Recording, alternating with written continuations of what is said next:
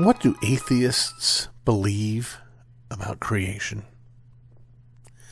You know, in our conversations back and forth between Christians who believe in the doctrine of creation and those outside the kingdom of God who believe in some view of Big Bang connected with evolutionary theory, there is a kind of pompous pride on the side of the atheists, because they take the position that they've got science on their side and that all we have is this blind faith and that we're just ignorant and childish and believe these fairy tales about a man and a woman in a garden and a talking snake and all this ridiculousness, and we just know so much better, and we're scientists, we have science. But the reality is, of course, that not only is the whole science of evolution profoundly flawed. I'd encourage you to take a look at Darwin's Black Box by Michael Behe and Darwin on Trial by Phil Johnson if you'd like a good critique of those ideas. But I think that, sadly, too often we Christians spend too much time there and miss the even weirder, more ridiculous problems that come at the actual origin of creation. Because this is what you'll hear. You'll hear them say things like this. Billions and billions of years ago, the universe exploded into existence. I'm sorry, what exploded? Well, the universe. Okay, so the universe exploded. Where did it explode?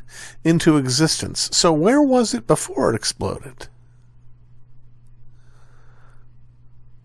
Things don't explode into existence. Things either exist or they don't exist. If they don't exist, they don't have the capacity to explode. If they do have the capacity to explode, then they already exist. One way or another, no matter how sophisticated you might get, you end up with something from nothing. Spontaneous generation. Sometimes they'll say this, before the creation, all of reality was compressed down into this point of singularity.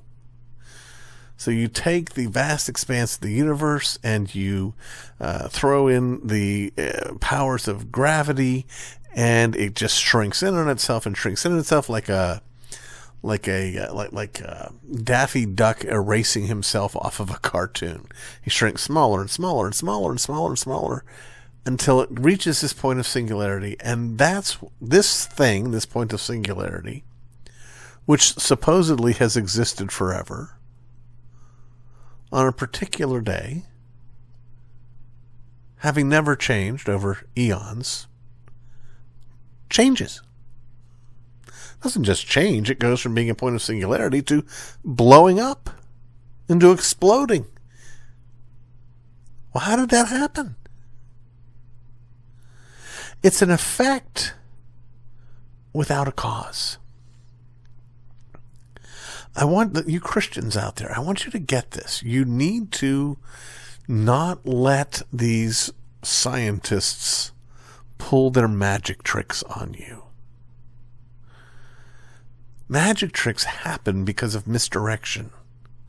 You're looking over here, they're sliding in something in over there. And here they have a universe coming out of a hat when there's no hat and no magician. So they'll say things like I already mentioned, the universe exploded into existence. That which was not exploded. Well, things don't explode. This unchanging point of singularity changed. Oh. It's nonsense. It's not just wrong. It's not just flawed. It's humiliatingly incoherent. Now, I'm not asking you to embarrass these people, but I am asking you not to be afraid of them. And I am asking you to have the courage to say, yeah, that emperor has no clothes.